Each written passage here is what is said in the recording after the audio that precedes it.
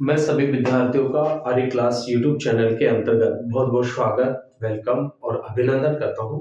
Dear students, daily class के अंतर्गत जो है आज की क्लास का हमारा जो टॉपिक रहेगा वो प्राचीन भारतीय राजनीतिक विचारक कौटिल्य के संदर्भ में रहेगा। ठीक है, तो देखिए जो कौटिल्य हैं वो एक जो है महान भारतीय शिक्षक, दार्शनिक, अर्थशास्त्री, न्यायविद और जो है चंद्रगुप्त मौर्य के क्या थे, मोस्टली रूप में ये जो है सलाहकार थे। और प्राचीन भारत में जो है हमारे यहाँ ऐसे-ऐसे महान व्यक्तित्व हुए हैं जिनके जो है बहुत ही क्या है ये कहें कि उनका महान जो है भारतीय चिंतन की परंपरा में योगदान जो है रहा है। डियर स्टूडेंट्स, जो है हम राजनीतिक विज्ञान के अंतर्गत जो है जो चिंतन जो देखते हैं, ये राजनीतिक जो विचारक हैं, मोस्टली रूप में हम उनको 2 भागों में बाँटते हैं। एक तो जो है प्राचीन भारतीय राजनीतिक विचारक और एक जो है आधुनिक भारतीय राजनीतिक विचारक। तो उन विचारकों ने उन महान व्यक्तियों ने ऐसे-ऐसे सिद्धांत दिए, ऐसी-ऐसी जो थ्योरीज दी है, जिनकी आज भी उतनी क्या है प्रासंगिकता है। तो हमारे लिए जो है उनके जो सिद्धांत उनके द्वारा दी गई जो मोस्टली जो दर्शन था वो उस आज भी उतना ही क्या है महत्वपूर्ण है, हमारे लिए उतनी ही क्या है प्रासंगिकता है। तो कौटिल्य जो थे ये भी जो है प्राचीन भारतीय राजनीतिक चिंतन के जनक के नाम से जो है इनको जाना जाता है और इनकी शिक्षा दीक्षा जो है नालंदा में होती है और ये तक्षशिला विश्वविद्यालय में जिस समय भारत को सोने की चिड़िया के देश के नाम से जाना जाता था और हमारे यहाँ पर जो है शिक्षा के ऐसे केंद्र थे मोस्टली रूप से नालंदा विश्वविद्यालय और जो है तक्षशिला, जिनमें जो चीनी जो यात्री थे हेनसांग, इसके अलावा जो है मेगास्थनीज, बहुत सारे जो विदेशी जो व्यक्तित्व हुए हैं उन्होंने भी यहाँ पे जो है शिक्षा दीक्षा प्राप्त की है। ठीक है। तो कहने का मतलब ये है कि उस समय प्राचीन भारत में जो है ऐसे जो महान व्यक्ति थे और महान व्यक्तियों में कौटिल्य आते हैं और कौटिल्य न केवल शस्त्र और शास्त्र यानी दोनों के प्रकांड क्या थे, ये पंडित थे। शस्त्र और शास्त्र दोनों के क्या थे, प्रकांड विद्वान थे। डियर स्टूडेंट्स, मैं आपको बता दूं कि प्राचीन भारतीय राजनीतिक चिंतन का जो जनक है वो कौटिल्य को माना जाता है। महत्वपूर्ण महत्वपूर्ण अपन बातें करते हैं कौटिल्य के संदर्भ में जो हमारे लिए जो है अति उपयोगी होंगे। तो सबसे पहले तो आपको ये ध्यान रखना है कि प्राचीन भारतीय राजनीतिक चिंतन का प्राचीन भारतीय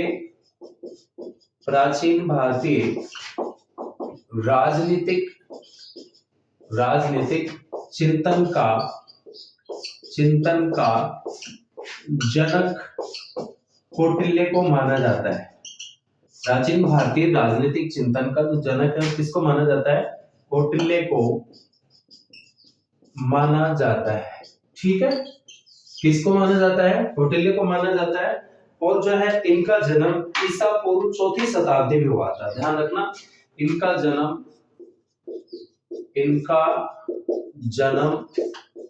ईसा पूर्व 4वीं शताब्दी में जो है इनका जन्म होता है। ईसा पूर्व 4वीं शताब्दी में जो है उस समय जो ऐतिहासिक नगरी थी और वैभव संपन्न जो राज्य था मगध साम्राज्य में हुआ। कहां पे हुआ, जो है मगध जो है मगध साम्राज्य में इनका जन्म हुआ। ठीक है, मगध साम्राज्य में इनका क्या हुआ, जन्म हुआ। और जो है इनके बचपन का नाम ध्यान रखना, कौटिल्य के बचपन का नाम विष्णुगुप्त था। ठीक है, कौटिल्य के बचपन का नाम विष्णुगुप्त था। ठीक है, बचपन का नाम क्या था, विष्णुगुप्त था। डियर स्टूडेंट्स, कौटिल्य को जो है कौटिल्य, इसके अलावा चाणक्य, विष्णुगुप्त के नाम से भी जो है इनको जाना जाता है। तो कौटिल्य के जो बचपन का जो नाम था वो क्या था, विष्णुगुप्त था। ठीक है, ध्यान रखना, इनके बचपन का नाम क्या था, विष्णुगुप्त था। और जो है पाटलिपुत्र के नंद राजा ने कौटिल्य का अपमान किया था। पाटलिपुत्र के उस समय जो राजा थे वो कौन थे, घनानंद थे।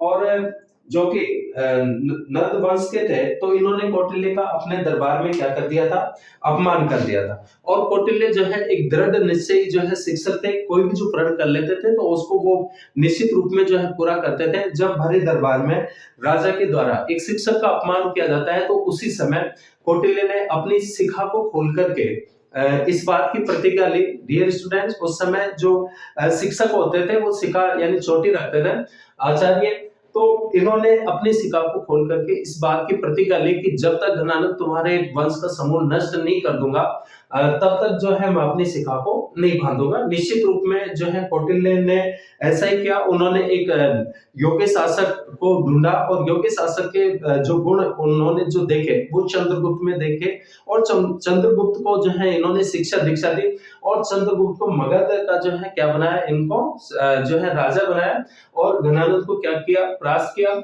और फिर जो है भारत में मौर्य वंश की क्या होती है, स्थापना होती है। तो चंद्रगुप्त मौर्य ने भारत में मौर्य वंश की क्या की, स्थापना की, और ये कौटिल्य जो थे ये चंद्रगुप्त के क्या बने, महामंत्री बने। ठीक है, तो कौटिल्य के जो बचपन का नाम था वो क्या था, विष्णुगुप्त था।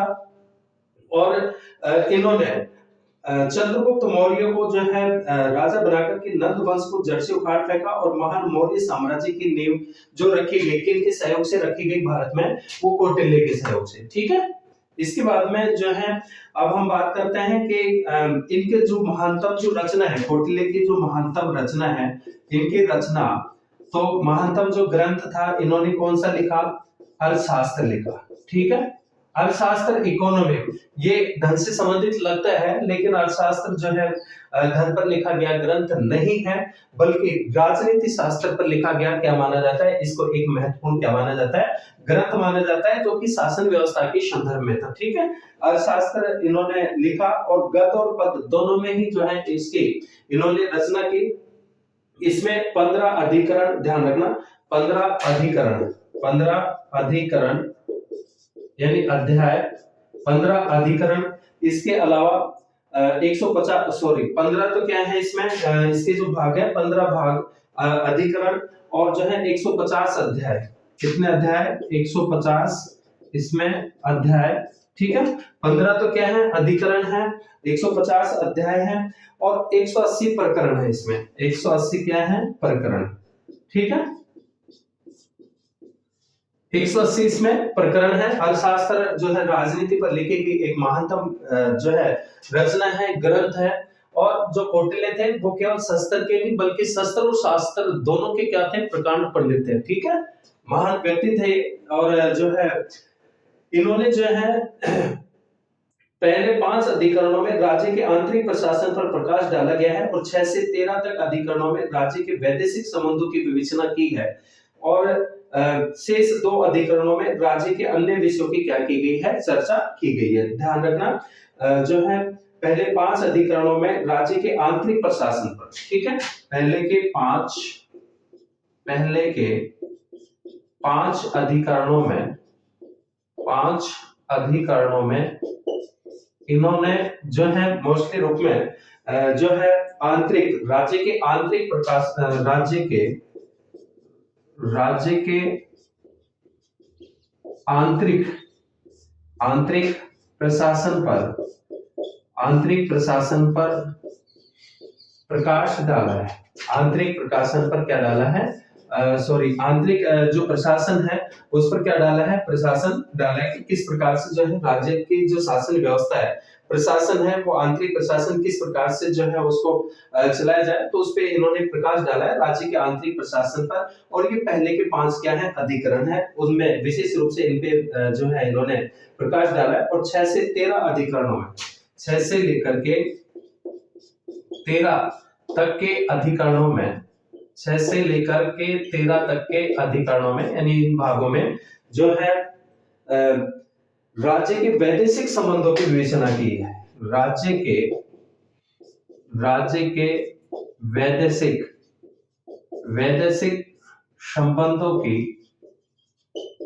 संबंधों की चर्चा की है। वैदेशिक संबंधों की क्या की है, चर्चा की है। डियर स्टूडेंट्स, प्राचीन समय में भी जो है आज भी वैदेशिक संबंधों की उतनी क्या है, महत्ता है। कोई भी राज्य अकेला नहीं रह सकता, उसको किसी न किसी रूप में दूसरे राज्यों के जो है संबंधों की जो है आवश्यकता होती है, क्योंकि इसके लिए एक राज्य को दूसरे राज्य के साथ में परराष्ट्र संबंधों का क्या करना पड़ता है, संचालन करना पड़ता है, जिसके अंतर्गत जो है विभिन्न राज्यों से एक दूसरे का परस्पर क्या होता है, कोऑपरेशन होता है, सहयोग होता है। तो कौटिल्य ने प्राचीन समय में जो है वैदेशिक संबंधों पर जो है चर्चा की है, और 6 से और 13 तक की कोई भी राज्य अकेला नहीं रह सकता, उसको किसी न किसी रूप में दूसरे राज्यों से संबंधों का संचालन करने के लिए परराष्ट्र संबंधों का संचालन करना पड़ेगा। तो परराष्ट्र संबंधों का संचालन करना भी जो है राजा का या राज्य का एक प्रमुख क्या बताया है, कार्य बताया। तो वैदेशिक संबंधों की भी जो है चर्चा की है 6 से लेकर के 13 तक के अधिकरणों में। इसके अलावा जो है शेष 2 अधिकरणों में राज्य के अन्य विषय, ठीक है, शेष 2 में राज्य के अन्य संबंधों में जो है क्या की गई है, चर्चा की गई है। तो ये अर्थशास्त्र की जो है मोस्टली रूप में क्या है, विषय वस्तु है। अर्थशास्त्र राजनीति पर लिखा गया है, एक क्या है, सर्वश्रेष्ठ क्या माना जाता है, इसको ग्रंथ माना जाता है, ठीक है। देखिए फिर से रिवाइज करते हैं कि प्राचीन भारतीय राजनीतिक चिंतन के जनक के नाम से जो है किसको जाना जाता है, कौटिल्य को जाना जाता है। और कौटिल्य एक महान शिक्षक, एक महान भारतीय शिक्षक, दार्शनिक, अर्थशास्त्री, न्यायविद और चंद्रगुप्त मौर्य के प्रमुख रूप से क्या थे, ये सलाहकार थे, ठीक है। इनका जो जन्म होता है ईसा पूर्व 4वीं शताब्दी में मगध साम्राज्य में इनका जन्म हुआ।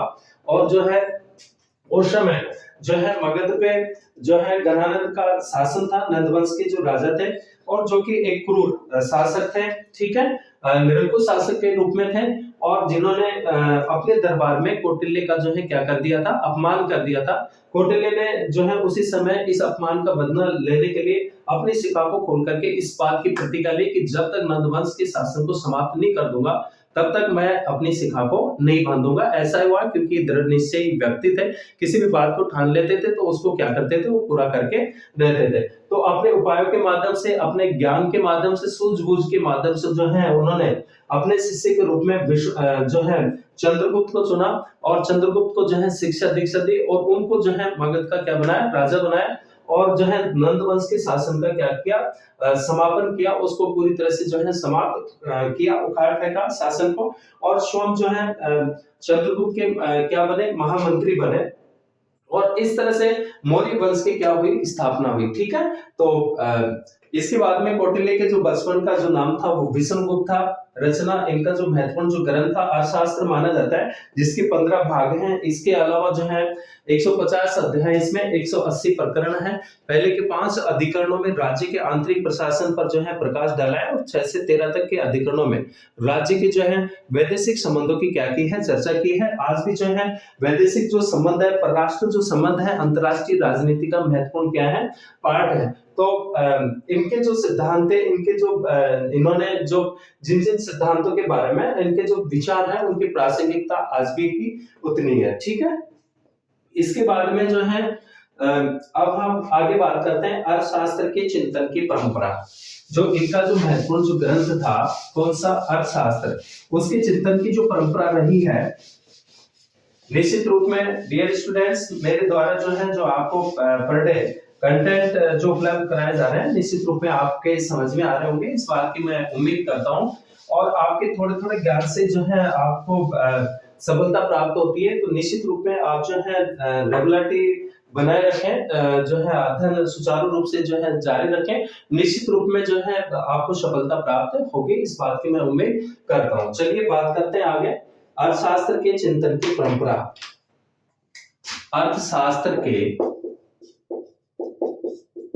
अर्थशास्त्र जो कि इनकी महत्वपूर्ण रचना थी, इनका ग्रंथ था अर्थशास्त्र के चिंतन की परंपरा।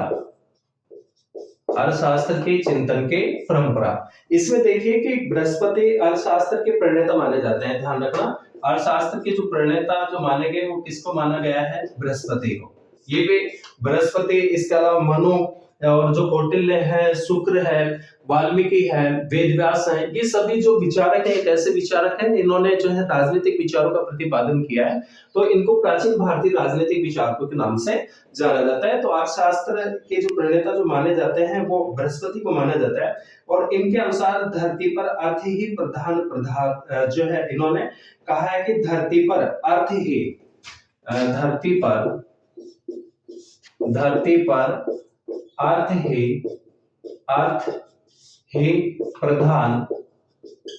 ही प्रधान जो है क्या है, पदार्थ है।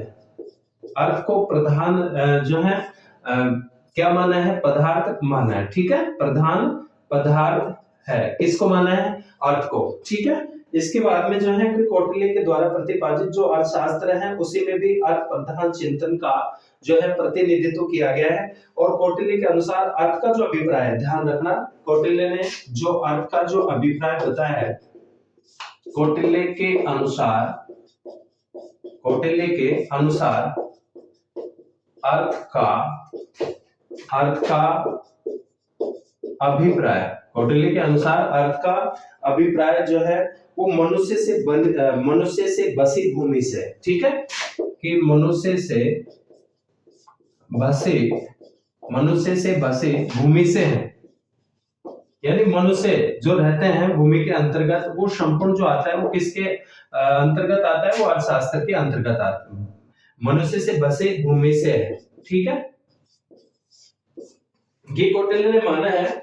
और जो है अर्थशास्त्र राजनीति शास्त्र पर लिखी गई रचना है। अर्थशास्त्र मूलतः प्रशासन का एक महत्वपूर्ण ग्रंथ है। दूसरा ये आपको ये ध्यान रखना है कि प्रशासन के संदर्भ में प्रशासन का एक महत्वपूर्ण इसको ग्रंथ माना गया है। ठीक है, और व्यापक रूप से हम बात करें कि प्रशासनिक व्यवस्था पर लिखा गया जो सर्वश्रेष्ठ जो ग्रंथ है वो किसको माना जाता है, वो उसमें विस्तार से जो बात की गई है वो किसमें की गई है, शुक्र नीति में। ठीक है, जो अपन नेक्स्ट क्लास के अंतर्गत बात करेंगे अगली कक्षाओं में, जब हम शुक्राचार्य के संदर्भ में पढ़ेंगे।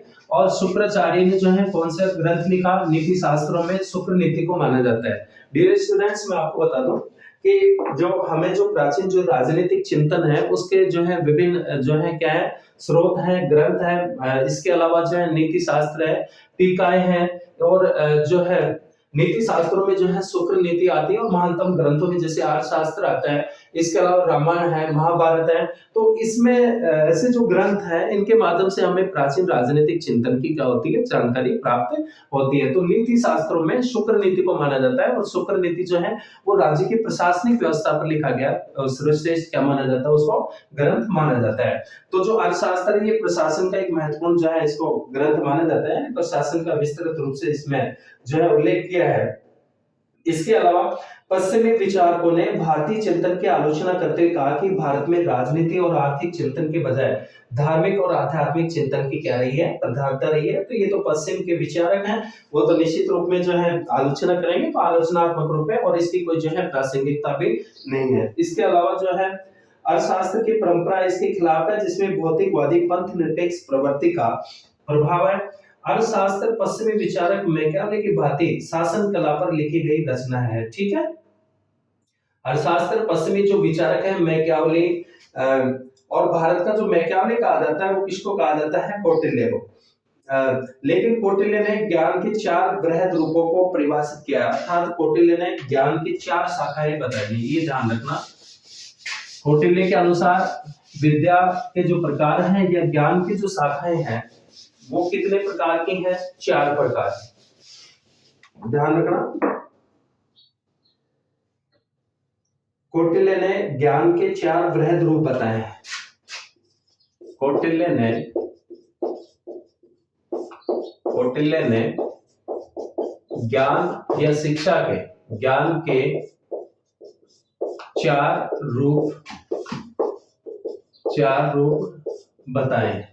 कितने रूप बताए हैं, 4 रूप बताए हैं। ठीक है, और जिसमें मोस्टली जो है कि ज्ञान के जो 4 रूप है, एक तो जो विद्या के रूप है, इसको जो है आपको ध्यान रखना, ज्ञान या विद्या के जो रूप हैं, एक तो जो है नंबर 1 पे जो है अनविकसित विद्या, कौन से आन्वीक्षिकी, आन्वीक्षिकी विद्या, ठीक है। आन्वीक्षिकी जो विद्या है यह दर्शन है, और इसमें दर्शन और योग की चर्चा की गई, ठीक है। इसके अंतर्गत क्या क्या आता है? दर्शन व योग। आन्वीक्षिकी विद्या के अंतर्गत कौन कौन किस किस का आता है? दर्शन व योग आता है मोस्टली रूप में। और जो है इसका ज्ञान या जो है इसके अलावा त्रयी विद्या, नेक्स्ट सेकंड नंबर पे त्रयी, कौन सी विद्या? त्रयी। और त्रयी ज्ञान के अंतर्गत सामाजिक व्यवस्था, ठीक है। इसमें कौन सी व्यवस्था? सामाजिक, सामाजिक व्यवस्था। कौन सी व्यवस्था? सामाजिक व्यवस्था। और इसमें जो है सामाजिक व्यवस्था के अंतर्गत 4 वर्णाश्रम, ध्यान रखना, 4 वर्णाश्रम, 4 वर्णाश्रम। इसके अलावा 4 पुरुषार्थ, धर्म, अर्थ, काम और मोक्ष, ठीक है। 4 पुरुषार्थ और इसके अलावा 4 आश्रमों की बात की गई है। इसके अलावा 4 आश्रमों की बात कही गई है, ठीक है। 4 आश्रमों की बात की गई है। डियर स्टूडेंट्स, मैं आपको बता दूं कि जो त्रयी जो विद्या है, इस विद्या के अंतर्गत जो है सामाजिक व्यवस्था को शामिल किया गया है। और जो सामाजिक जो व्यवस्था है इसमें जैसे 4 वर्णाश्रम, जैसे ब्राह्मण है, क्षत्रिय है, वैश्य है और शूद्र है। और जो है इसके अलावा जो 4 जो पुरुषार्थ हैं, 4 पुरुषार्थों के अंतर्गत कौन कौन से आते हैं? धर्म, ठीक है। इसके अलावा अर्थ, इसके अलावा काम, इसके अलावा मोक्ष, ठीक है। और इनकी प्राप्ति के लिए जो है 4 आश्रमों की जो व्यवस्था की गई है, और 4 आश्रमों की हम बात करें तो जो है पहला जो आता है ब्रह्मचर्य आश्रम, उसके बाद में जो है गृहस्थ आश्रम, इसके बाद में जो है वानप्रस्थ आश्रम, वानप्रस्थ, और फिर इसके बाद में कौन सा आता है? संन्यास आश्रम, ठीक है। तो 4 आश्रमों के, 4 पुरुषार्थों की और 4 वर्णाश्रम के जो जो जिस विद्या के अंतर्गत, ये ज्ञान की जिस शाखा के अंतर्गत है, कौन सी शाखा के अंतर्गत है? त्रय शाखा के अंतर्गत। इसके बाद में तीसरी शाखा के रूप में बताया गया है वार्ता। थर्ड नंबर पे क्या है? वार्ता है। और वार्ता के अंतर्गत जो है कि ज्ञान की तीसरी परंपरा वार्ता में आर्थिक गतिविधियों पर ध्यान दिया गया है। इसमें मोस्टली रूप में आपको ध्यान रखना है, इसमें आर्थिक गतिविधियों पर, आर्थिक गतिविधियों पर, आर्थिक गतिविधियों पर जो है ध्यान दिया गया है। किस पर ध्यान दिया गया है? आर्थिक गतिविधियों पर ध्यान दिया गया है।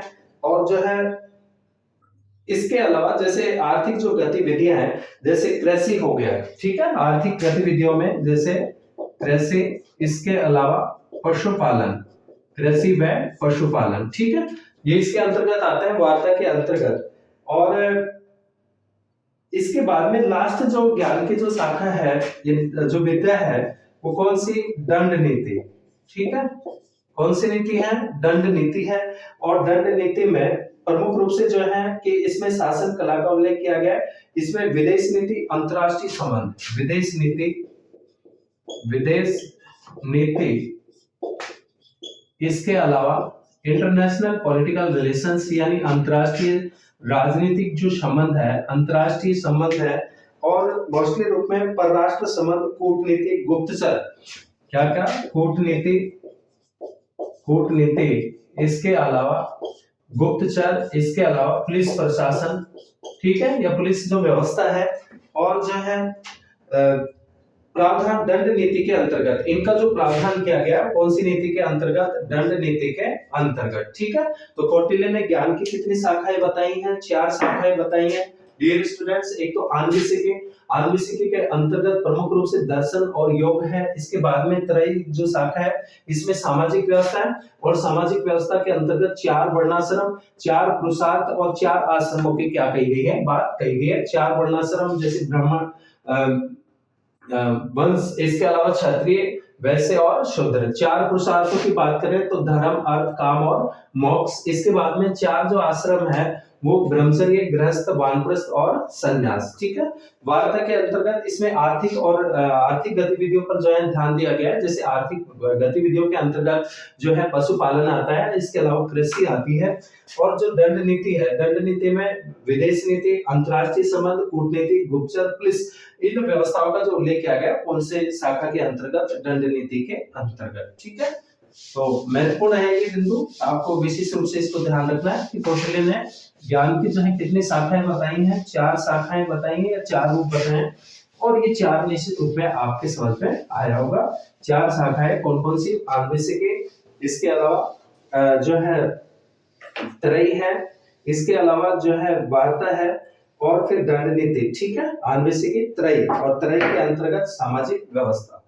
इसके बाद में जो है बात करते हैं राज्य की उत्पत्ति का सिद्धांत। राज्य की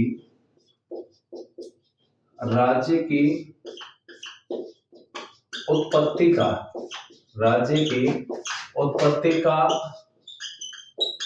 सिद्धांत। ठीक है, कि राज्य की उत्पत्ति किस प्रकार से हुई है। डियर स्टूडेंट्स, जैसे राज्य की उत्पत्ति के जैसे जनरली जो सिद्धांत है कि राज्य की उत्पत्ति का जो है शक्ति सिद्धांत है, इसके अलावा दैवी सिद्धांत है, इसके अलावा जो है समझौतावादी सिद्धांत है और विकासवादी सिद्धांत है। तो जो कौटिल्य हैं, ये आधुनिक जो समझौतावादी जो विचारक हैं, हॉब्स और लॉक, रूसो, इनको राज्य की उत्पत्ति के जो है समझौता या संहितावादी विचारकों के नाम से जो है जाना जाता है। तो उनकी भांति कौटिल्य ने भी जो है राज्य की उत्पत्ति के समझौतावादी सिद्धांत की ओर संकेत किया है। कौन से सिद्धांत की ओर संकेत किया है, समझौतावादी सिद्धांत की ओर। और कौटिल्य ने कहा है कि राज्य की उत्पत्ति मत्स्य न्याय की जो अवस्था थी उसको समाप्त करने के लिए हुई है। ठीक है, कौन से न्याय की, मत्स्य न्याय की अवस्था को, मत्स्य न्याय की अवस्था को समाप्त करने के लिए, मत्स्य न्याय की अवस्था को समाप्त करने के लिए राज्य की क्या हुई है, उत्पत्ति हुई है। राज्य की उत्पत्ति हुई है। मत्स्य न्याय क्या होता है कि जिस प्रकार से बड़ी मछलियां समुद्र में छोटी मछलियों को खा जाती है, उसी प्रकार से समाज में जो है उस समय जो शक्तिशाली लोग थे वो निर्बल लोगों को सताने का क्या करते थे, कार्य करते थे। और इस प्रकार की जो अवस्था थी, जो मत्स्य न्याय था, उसको समाप्त करने के लिए जो है राज्य की क्या हुई है, उत्पत्ति हुई है। और कौटिल्य ने राज्य की उत्पत्ति का आधार समझौते को माना है। ध्यान रखना, कौटिल्य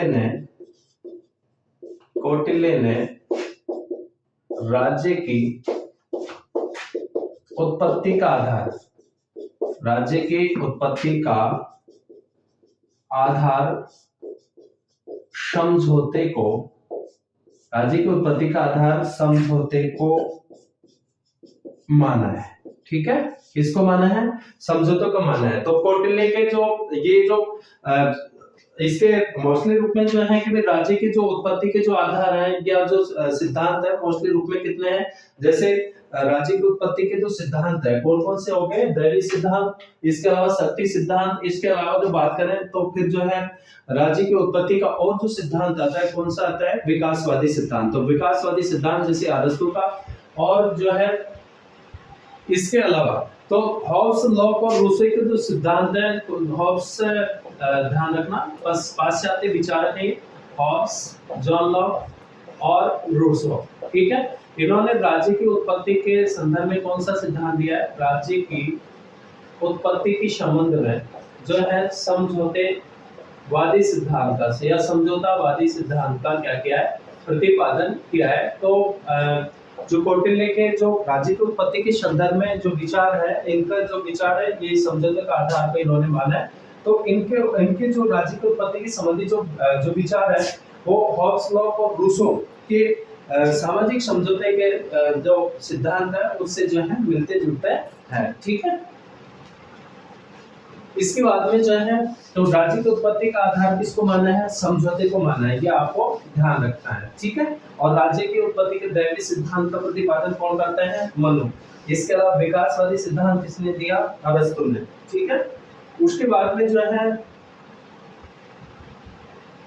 मत्स्य न्याय में शक्तिशाली मानव और दुर्बल मानव में संघर्ष था और दंड व्यवस्था लागू करने के लिए जो है राज्य की उत्पत्ति हुई है। ठीक है, राज्य की उत्पत्ति दंड व्यवस्था को जो है लागू करने के लिए इसके अलावा मनुष्य ने आपस में समझौता करके विश्वमान के पुत्र मनु को अपना राजा बनाया और लोगों के अनाज के उपज का 6% तथा व्यापार से प्राप्त 10% भाग राजा के देने का निश्चय किया, जिसके बदले राजा उनकी क्या करेगा, रक्षा करेगा। ठीक है, कि इस प्रकार से जो है लोगों ने परस्पर मिलकर के एक समझौता किया और समझौते के माध्यम से राजा का क्या किया है, निर्माण किया है। इसके बाद में हम बात करते हैं राज्य कौटिल्य का सप्तांग सिद्धांत।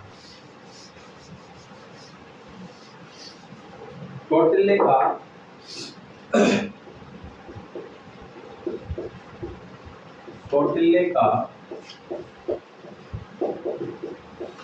सप्तांग सिद्धांत। कौटिल्य का सप्तांग सिद्धांत। डियर स्टूडेंट्स, मैं आपको बता दूं कि जैसे जो सप्तांग सिद्धांत है, ये सावर्य या जो है इसको जिस प्रकार से शरीर विभिन्न अंगों से मिलकर के बनता है, उसी प्रकार से जो है कौटिल्य ने सप्तांग सिद्धांत का प्रतिपादन किया है कि जो राज्य है, राज्य के भी जो निर्माण जो अंग होंगे या राज्य जिन अंगों से मिलकर के बनेगा, तो मोस्टली रूप में राज्य के जो है कितने अंग होंगे, 7 अंग। ठीक है, कितने अंग बताए हैं, 7। और इस 7 अंगों को जो है कौटिल्य के सप्तांग सिद्धांत के नाम से जाना जाता है। मनु ने भी जो है राज्य के स्वरूप के बारे में सप्तांग सिद्धांत का प्रतिपादन किया, लेकिन आधुनिक समय में ध्यान रखना, आधुनिक समय में राज्य के 4 अंग माने गए हैं। आधुनिक समय में राज्य के कितने अंग माने गए हैं, 4 अंग माने गए हैं। आपको ध्यान रखना है, एक तो जो है जनसंख्या, इसके अलावा निश्चित भूभाग, ठीक है, इसके अलावा सरकार और इसके अलावा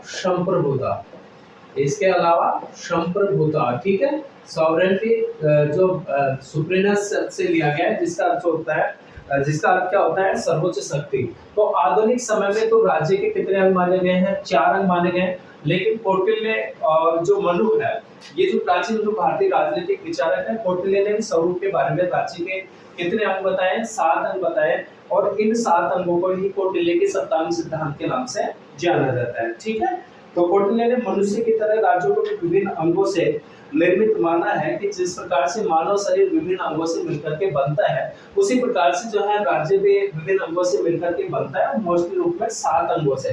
तो इसी को सप्तांग सिद्धांत के नाम से जाना जाता है। और कौटिल्य के अनुसार जो है राज्य के 7 अंग है, जबकि आधुनिक समय में राज्य के कितने अंग माने गए हैं, 4 अंग माने गए हैं। ठीक है, जो मैंने आपको बता दिए। तो ये विद्यार्थियों, विशेष रूप से आपको जो है ये ध्यान रखना है कि आधुनिक समय में हम राज्य उसी को कहते हैं जिसके पास में कितने अंग होते हैं, 4 अंग होते हैं। 15 अगस्त 1947 से पहले जो है भारत राज्य नहीं था। ठीक है, और मैं आपको ये बता दूं कि राजनीतिक विज्ञान के अकॉर्डिंग जो है जो राज्य की जो परिभाषा है, राज्य के जो अंग माने गए हैं, उसके अनुसार कंट्री जो है, राष्ट्र जो है, देश जो है, वो क्या है, राज्य है। जैसे हमारे यहाँ जो राज्य हैं और केंद्र शासित जो प्रदेश हैं, वो राज्य नहीं है, ये क्या है, केवल प्रदेश है। ठीक है, राज्य हम किसको बोलते हैं आधुनिक समय में, हम देशों को बोलते हैं, क्योंकि राज्यों के पास में जो है 4 अंग होते हैं, जैसे जनसंख्या, निश्चित भूभाग, सरकार और संप्रभुता। ठीक है, तो आधुनिक समय में राज्य के 4 अंग माने गए हैं और कौटिल्य ने कितने बताए, 7, और इसको सप्तांग सिद्धांत के नाम से जाना जाता है। कौटिल्य ने शरीर के अंगों के महत्व की तरह राज्यों को भी विभिन्न अंगों में विभाजित किया है। जिस तरह शरीर में मस्तिष्क सबसे महत्वपूर्ण होता है, और उसी तरह से राज्य में राजा या स्वामी सबसे महत्वपूर्ण होता है। ठीक है, कौन, राजा या स्वामी, राजा या स्वामी। ठीक है, तो पहला महत्वपूर्ण जो अंग होगा, कौन होगा, स्वामी। स्वामी का मतलब क्या है, राजा। ठीक है, कि जिस प्रकार से शरीर का सबसे महत्वपूर्ण जो पार्ट होता है वो मस्तिष्क होता है, उसी प्रकार से राज्य का जो सबसे महत्वपूर्ण जो पार्ट है, अंग है, वो कौन है, वो स्वामी या राजा है। और जो है इसी तरह कौटिल्य ने राज्य के जो विभिन्न अंग जो बताए, जैसे स्वामी है, इसके बाद में जो है स्वामी के संदर्भ में अपन बात कर लेते हैं। राजा या स्वामी को शारीरिक, आत्मिक, मानसिक और बौद्धिक गुणों से युक्त होना चाहिए, ऐसा राजा के संदर्भ में कौटिल्य ने कहा है। और जो है जिसे कौटिल्य ने आत्म सम्मत की संज्ञा दी है। कौटिल्य ने राजा के लिए दिनचर्या का भी निर्धारण किया है। उसने राजा के गुणों को महत्वपूर्ण मानते हुए उत्तराधिकार के संदर्भ में स्पष्ट कहा है कि राजपद का उत्तराधिकारी वही व्यक्ति होगा जो राज्योचित गुणों और जिसमें जो है क्या हो, योग्यता हो। ठीक है, इसमें क्या हो, योग्यता हो। इसके अलावा राजा के जो कर्तव्य बताए कि प्रजाजन यानी लोगों का जो है कल्याण करने वाला ऐसा राज्य होना चाहिए, सॉरी स्वामी या क्या होना चाहिए, राजा होना चाहिए। प्रजाजनों के कर्तव्य पालन की सीख देना, संयम बरतना, प्रजाजनों को जो है जनता को प्रसन्न रखना, विधायी, न्यायिक और प्रशासनिक और अन्य जो कर्तव्य हैं वो राजा के इन्होंने बताए। ठीक है, तो सबसे महत्वपूर्ण जो आगे बताया है किसको बताया है, स्वामी या राजा को। उसके बाद में आते हैं दूसरे नंबर पे अमात्य। ठीक है, अमात्य कौन हो गए, अमात्य का मतलब क्या हो गया, मंत्री। अमात्य या मंत्री, ध्यान रखना कि जिस प्रकार से वर्तमान समय में भी प्रधानमंत्री या मुख्यमंत्री के कार्यों में सहायता और परामर्श देने के लिए मंत्री परिषद की आवश्यकता होती है, तो उसी प्रकार से कौटिल्य ने भी जो है राजा या स्वामी के लिए कहा है कि राजा अकेला कार्य नहीं कर सकता, उसको विभिन्न समय पर अनेक परिस्थितियों में मंत्रियों की क्या होगी, आवश्यकता होनी चाहिए। तो आवश्यकता होगी तो राजा को परामर्श देने के लिए जो है, सुझाव देने के लिए क्या होनी चाहिए, मंत्री परिषद होनी चाहिए, जिसमें क्या कहा है, मंत्री। ठीक है, और इनकी जो संख्या है वो 18 निर्धारित की है। प्रमुख मंत्री 3, 4, 7 और 8 होने चाहिए। ठीक है, इसके अलावा कौटिल्य ने राजा व अमात्य को गाड़ी के 2 पहियों की उपमा दी है, जो एक दूसरे के बिना क्या है, बेकार है। ठीक है, इसको पहियों की उपमा दी है राजा और अमात्य को। ठीक है, कौटिल्य ने मंत्री परिषद के अध्यक्ष को महत्वपूर्ण माना, इन्होंने मंत्रियों के वेतन का भी समर्थन किया है और कौटिल्य ने मंत्रियों की योग्यता का वर्णन किया है। ठीक है, तीसरे नंबर पे जो है कोष, तीसरा जो अंग है वो कौन सा बताया है, कोष। कोष की किसके जो है राजा के पास में जो है एक क्या होना चाहिए, कोष। और जैसा डियर स्टूडेंट्स आप जानते हैं कि कोष का जो मतलब होता है वो क्या होता है, खजाना। ठीक है, जहां राज्य के धन को, राज्य को धन को क्या किया जाता है, जहां जमा किया जाता है। जैसे वर्तमान समय में भी जो है सरकार के पास में क्या होता है, कोष होता है, जिसको हम राजकोष के नाम से जानते हैं। तो राजकोष के भी जो है, राजकोष को भी जो है कौटिल्य ने राज्य का तीसरा महत्वपूर्ण जो है अंग माना है। और जो है इन्होंने कहा है कौटिल्य ने कि कोष वृद्धि एक शक्तिशाली राज्य का आधार है, क्योंकि एक शक्तिशाली कोष के द्वारा ही एक चतुर रंगीन सेना का निर्माण किया जा सकता है, और इसको राज्य रूपी शरीर का हृदय भी कहा है। राजस्व वृद्धि के लिए कौटिल्य ने जो है जो सिद्धांतों का निर्माण किया, परिपुष्ट सिद्धांत कि धन की प्राप्ति उद्योगों पर करारोपण के द्वारा होती है, लेकिन शैशव काल या अभी आरंभिक काल में ही कर लगाना चाहिए, नहीं लगाना चाहिए, बल्कि उसके संपूर्ण विकास पर जो है क्या लगाना चाहिए, कर लगाना चाहिए।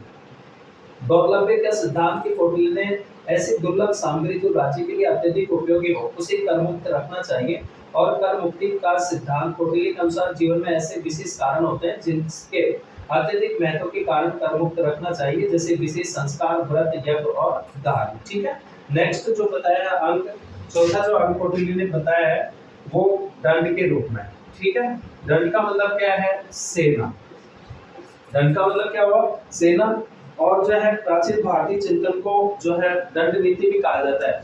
प्राचीन भारतीय चिंतन को क्या कहा जाता है, दंड नीति भी कहा जाता है, जिसमें जो है अपराध के लिए दंड दिया जाना चाहिए, तथा इन्होंने कहा कि गर्भवती जो महिलाएं हैं, स्त्रियां हैं, उनको दंडित नहीं किया जाना चाहिए। ये कौटिल्य ने परामर्श दिया है। वर्ण व्यवस्था के अनुसार दंड देने की व्यवस्था की है, अर्थात एक के अपराध के लिए कौटिल्य ने ऊंचे व्यक्ति को कम दंड देने का जो है समर्थन किया। कौटिल्य ने दैहिक, कायिक और आर्थिक दंड का क्या किया है, समर्थन किया है। दैहिक मतलब शरीर से, कायिक दैहिक, कायिक और आर्थिक दंड का समर्थन किया है। और दंड के अंतर्गत सेना को शामिल किया गया। इसके अंतर्गत हाथी, घोड़े, रथ और पैदल जो है सेनाएं आती है। ठीक है, नेक्स्ट नंबर पे दुर्ग।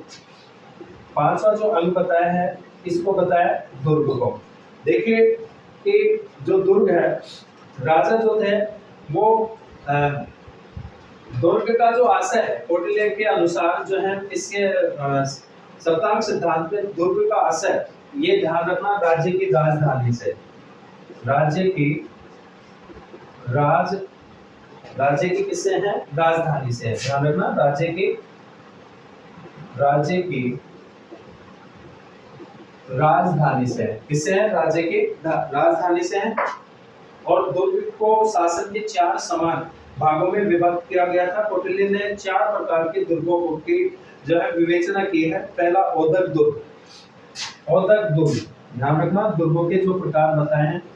औदक दुर्ग, इसका मतलब क्या है, जो चारों तरफ चारों तरफ जो है पानी से घिरा हुआ हो, पानी से घिरा हुआ हो, ठीक है, घिरा हुआ हो, इसको कौन सा दुर्ग कहा है? औदक दुर्ग। कि जो राजा थे वो अपनी सुरक्षा के लिए किसका निर्माण करते थे? दुर्गों का निर्माण करते थे, ठीक है। और कौटिल्य ने मोस्टली रूप में कितने प्रकार के दुर्ग बताए हैं?